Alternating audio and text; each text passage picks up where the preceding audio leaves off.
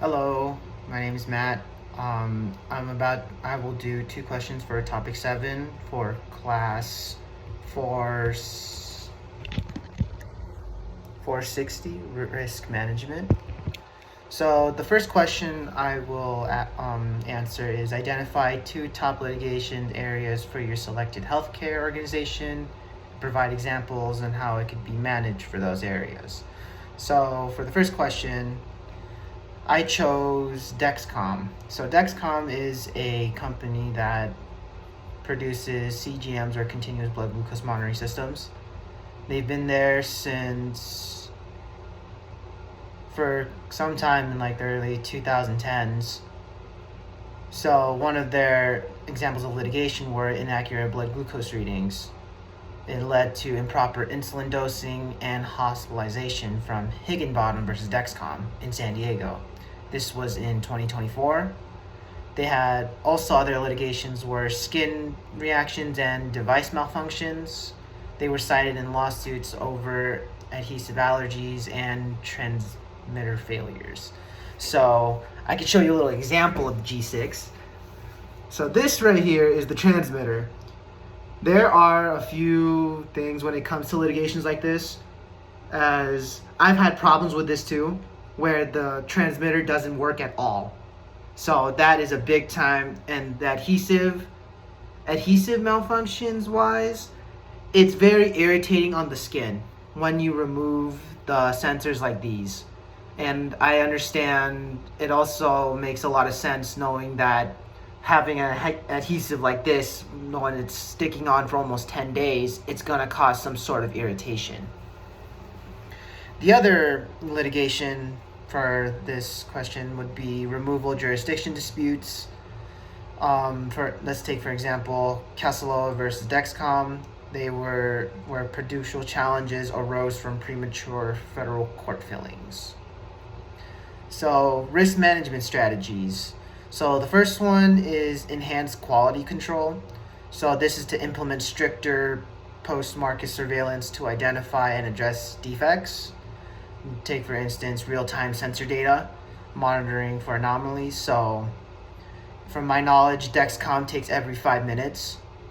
That's how it should work. Transparent communication is the other one. Update warnings for skin irritation risk and provide clear guidance for device use. And the other strategy is proactive compliance, where the FDA concerns through rigorous adherence to manufacturing standards and timely redemption plans. So for CGMs to actually work, you kind of actually it needs to be approved by the FDA to actually get it sold.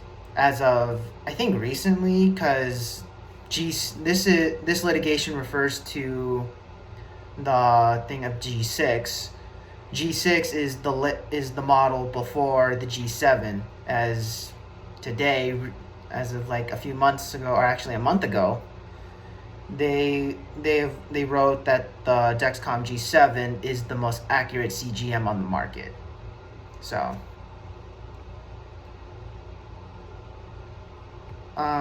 the next question I almost forgot the other litigation.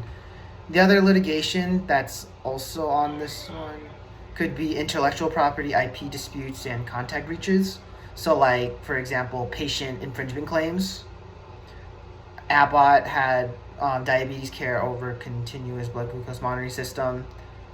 And then the breach of contract allegations related to forum selection clauses in licensing agreements. So, for example, Dexcom had counterclaims dismissed to contractual misinterpretation. So, for strategies for risk management, one is contact clarity. This is to ensure precise language in licensing agreements, particularly for IP rights and dispute resolution among forums. Communication is one of the biggest keys to anything like this, knowing that if something happens or something messes up and it's a miscommunication, we can find someone, though you're reliable. or we can find someone who is responsible to carry out those certain duties. The other strategies being primitive legal reviews. This is to conduct audits of IP portfolios to avoid infringement risk and validate parent claims before litigation. And the last one is ADRs, or alternate dispute resolutions. This is to prioritize amberition or medication clauses to resolve conflicts effectively and reduce litigation costs.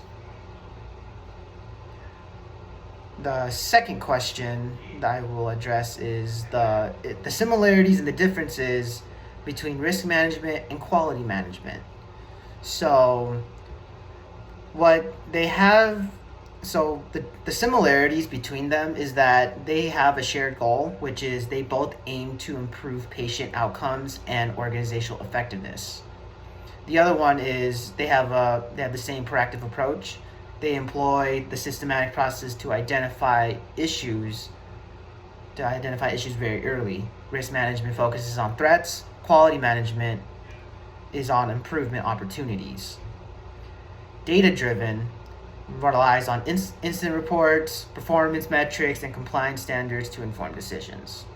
And collaborative culture requires some departmental cooperation to address systematic issues.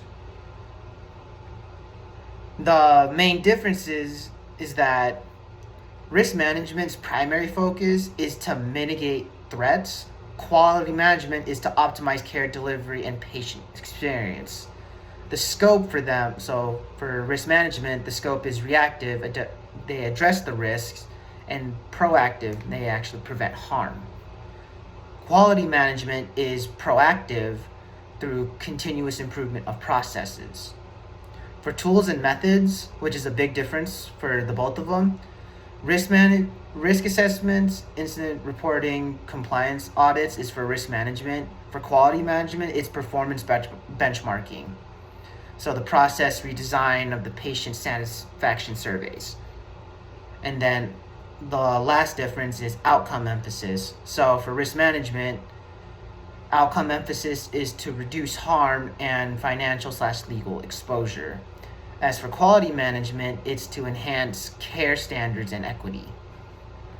So for examples, for a risk management scenario, so like, let's say a hospital identifies frequent medication errors in for ICU or intensive care unit.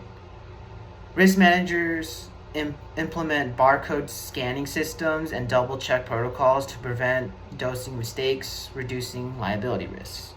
That's for risk management. For quality management, it could be a clinic observes long patient wait times due to inefficient workflows. Quality managers redesign appointment scheduling and introduce real-time feedback tools, improving satisfaction scores.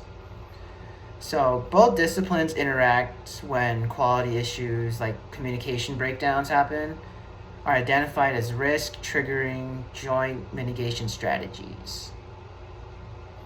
And that's pretty much it. Thank you.